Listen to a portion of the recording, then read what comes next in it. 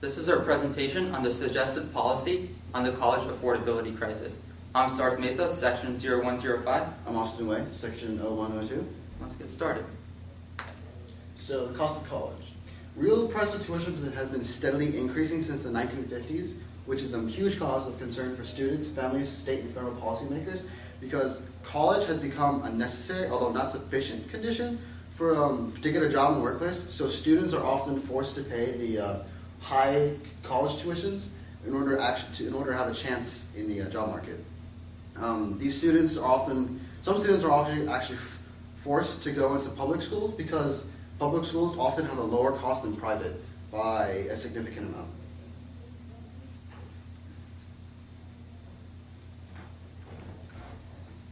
So the 4 A's. The 4 A's we focused a lot on this in our class. They are affordability, access, attrition, and accountability.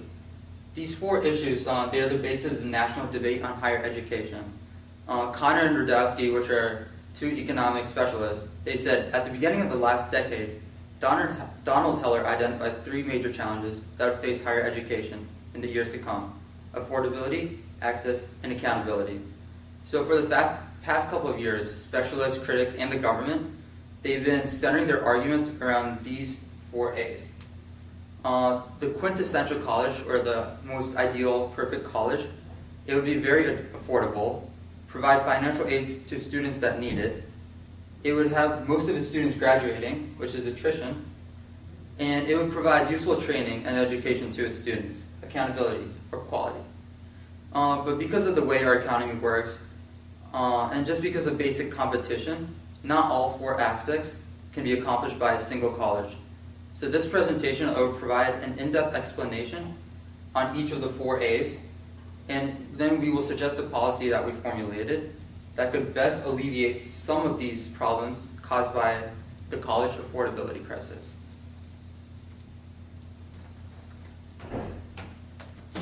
So the general idea of, the 4 A's, or 3 A's in quality and efficiency, are often broken down into two subsects, which are individual and society.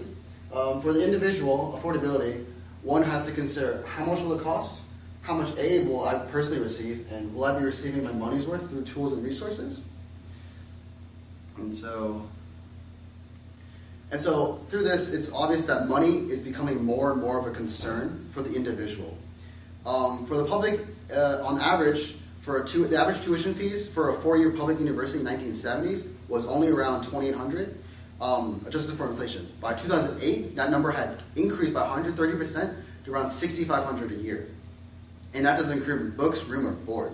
So, however, if income, like the people's salaries, had increased at this rate, then in 2008, the typical American would have been earning $77,000 a year, which is not a reality. So there's a huge issue where college tuition is increasing far above people's salaries.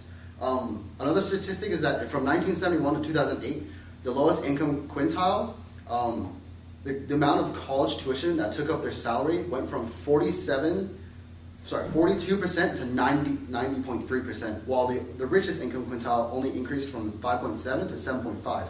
That's a 50% change to only a 2% change, which is huge. So for the society, society has to consider how much does it cost to educate each person, and should we pay for some education, or should the full tuition be forced solely on the family? So this is a chart of showing the amount of grants from year to year. As you can see, it started from around 1992 to 1993, and is around 2012 to 2013. As you can see, as the years passed, the amount of federal grants actually increased by a significant amount. Biggest spike would be here from 33% to 43%.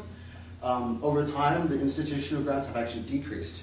So this shows that the federal government is actually spending more and more money on college grants, and the college itself is spending less and less.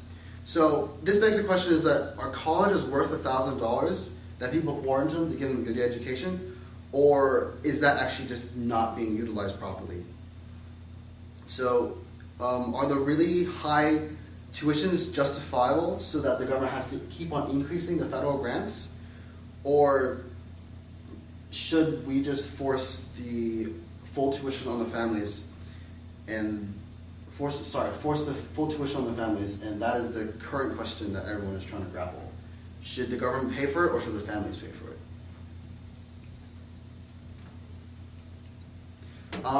So the accessibility for the individual is there a possibility of being accepted into this college? And if I do get in, will I be on the same level as the rest of the students?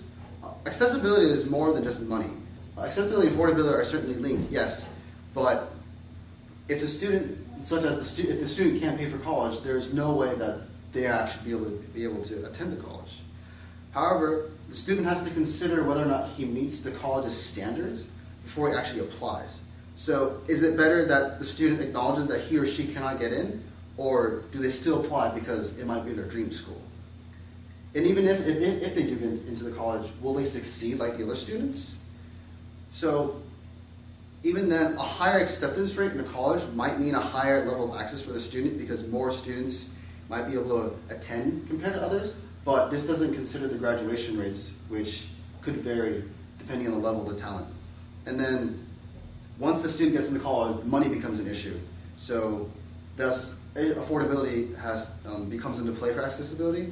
So the more money that the student is given by the government, state, or college, the higher chance that they'll attend the college, which is, of course, access.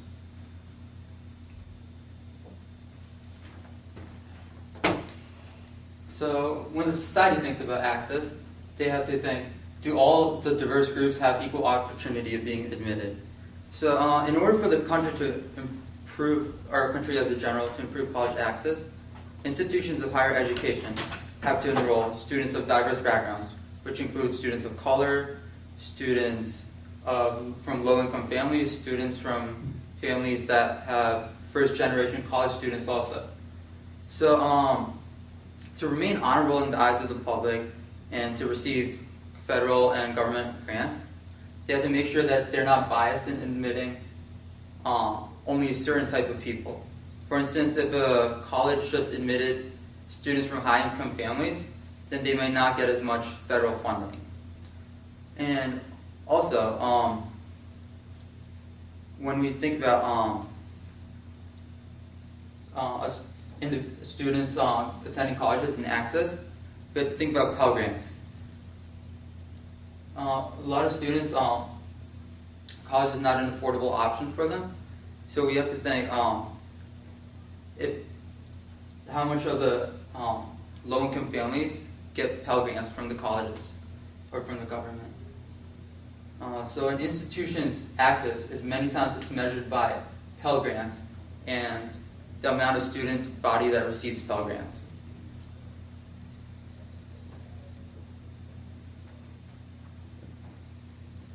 Attrition is also almost synonymous with graduation rates. A school with a satisfactory attrition rate has most of its students graduating and earning a degree. This is another main concern for an individual, since no prospective student would want to go to college or an institution where most of the student body does not graduate.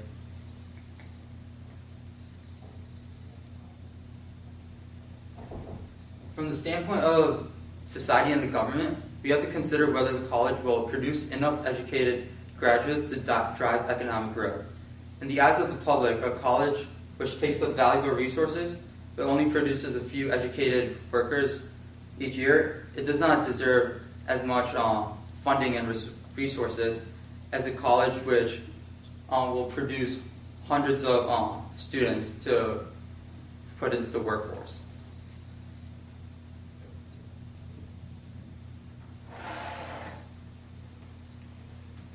So for quality and efficiency, the individual has to consider, will this college give me the education I need to prepare for myself for the real world? And is the environment in and around the college satisfactory to me?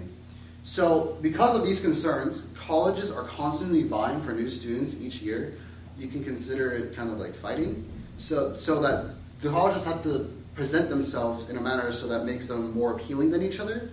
So some ways that the colleges do this are through technology and new school programs. Colleges have to constantly update technology or else they'll be left in the dust compared to others. The more modern colleges are often the more appealing ones, such as the administrations have to constantly improve the quality of life and education on campus. Food courts, modern classrooms, state-of-the-art facilities, new improved residence halls are often considered to be incentives for students, but this is always accompanied by a price. For example, the Comcast Center, built I think around 2002, was meant to replace the Cole Field House as a home court. The cost of that building it cost $125 million to make. So $125 million pulled from tuition maybe could have gone somewhere else, but we'll never know. Another high cost project would have been the creation of the UMD wireless network, which has 5,100 access points for wireless inputs and outputs, in which would have cost a lot of money to make and possibly maintain. The bottom line is that maintaining brand new facilities and constantly updating campus technology to keep up to date will bump up the amount of tuition. It is for the society, one has to consider, or the society has to consider, are colleges properly utilizing the money, or is it going to waste? And why are some colleges better? And if so, why? It is actually sort of almost impossible to determine whether or not colleges are utilizing the money properly toward the education of students, because the only way to analyze that utilization is to look at the end results, which are the students. However, you can't just analyze the students, because students are humans and students make mistakes, which they might get grades that are less than stellar, but that might not be the college's fault, that might be the student's fault. If the student can't keep the coursework, can't keep up with the coursework of the class, then they obviously will get lesser grades than everyone else. And that can't be attributed to the college, and has to be attributed to the student himself. In addition, colleges will naturally have better qualities of education. Schools with more funding and more prestige will naturally have better teachers because they're paid higher salaries than in other schools. Schools develop reputations for the quality of education they give. For example, my uncle in Taiwan has only ever heard of Johns Hopkins University as the medical school to go to, because Johns Hopkins University is the medical school to go to, because it has a stellar reputation of graduates who have quality educations. Schools like Harvard, MIT have international reputation because of the great educations, the quality educations that they can receive there.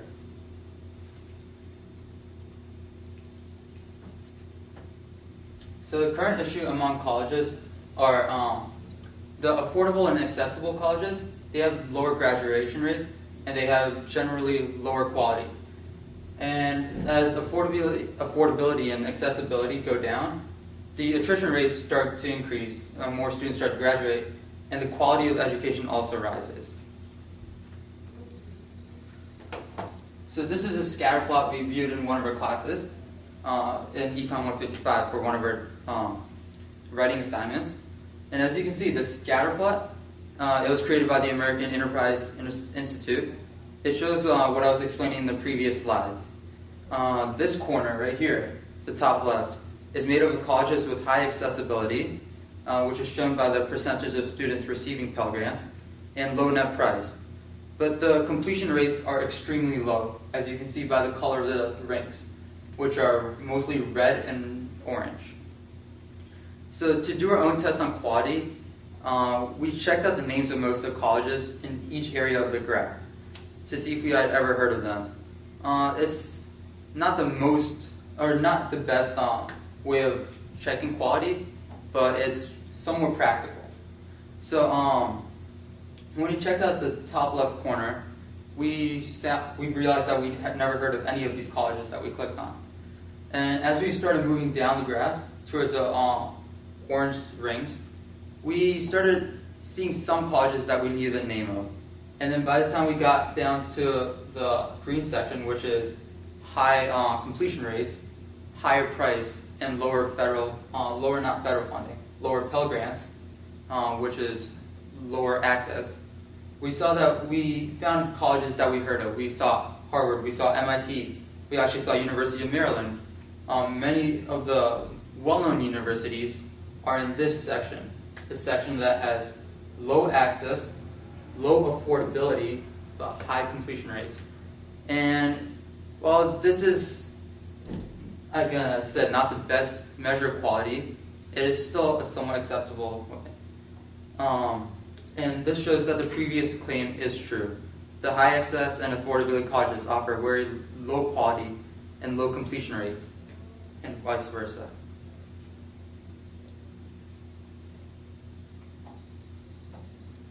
So here is our suggested policy.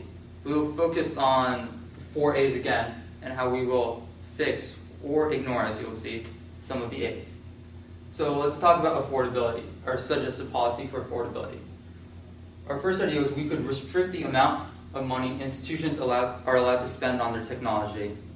By restricting the amount of money colleges are able to spend on high-cost projects, such as technology upgrades, renovations, new buildings, we can lower the amount of money colleges need each year.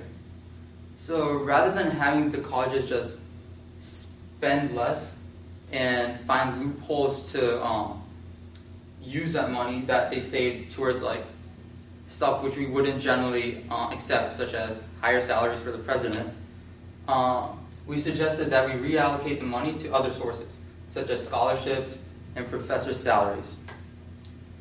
And with the amount of money the federal government has, we are able to hire a solid group of professionals who can look through college financial statements and see where all the money is being allocated. A report by CNN, actually, a 2013 report, said that the average salary of college presidents is $441,000 and $441,000.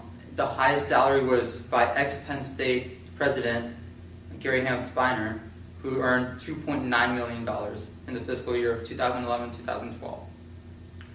And for us, we think that might be a bit extravagant.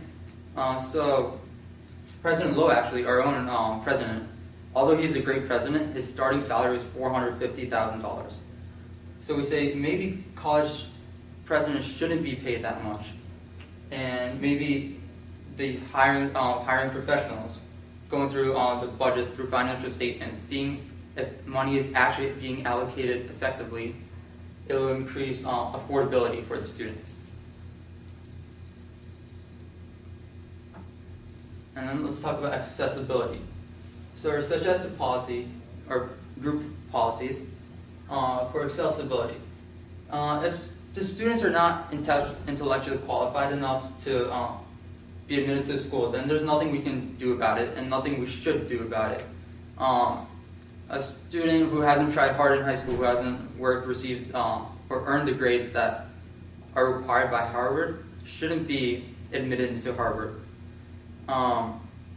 Some schools will have to be better than others, and the schools that are better will have more qualified students. We cannot and we should not change the fact that a school will reject a student if he or she does not meet the standards. But what can be changed if a student's ability to attend a higher quality school is stopped because they cannot afford it? So to change that, another part of our policy will restrict colleges from receiving the financial status of prospective students until after acceptance. So colleges cannot reject one based on how much income their family earns. Then even if a student from a low-income family gets accepted to an expensive and prestigious institution, they won't be able to afford the high costs as of now. So in order to combat this, our policy will increase the amount of money the government gives out as grants and loans. This will either cost the taxpayers more money, or it will reduce the amount of money the government allocates elsewhere. It will lower net price for students by giving out more grants, and by also offering lower interest rates on loans. Students that they will find it feasible to loan money, and then they will actually consider going to some of the more expensive colleges.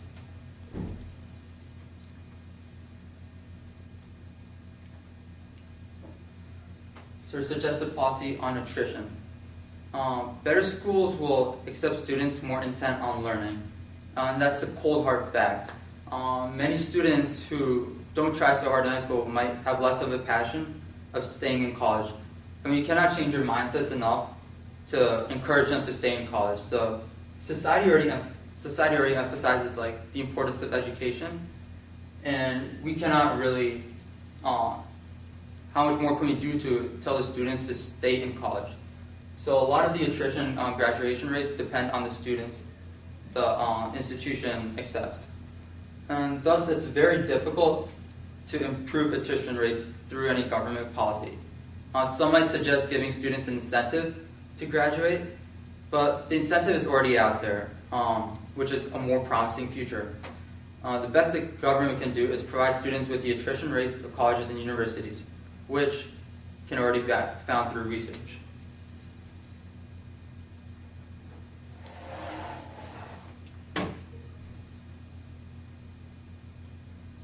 So our suggested policy on the quality and efficiency is that our general consensus is that it's extremely difficult to change the quality of education at different colleges because you can't force professors to teach at specific colleges. The quality of education at colleges is not determined by the college itself or by the administration. It is determined by the professors that they hire to teach. These professors are what teach the students, and what students take away from them is what determines how much they learn. The quality depends on how good of the teacher the professor is. Trying to even out the disparities between the qualities of education in schools will be a daunting task, because in order to do so, you have to find the professors that are good teachers, and then you have to force them to move to a different school. This is completely unethical because professors have a right to choose where they want to teach.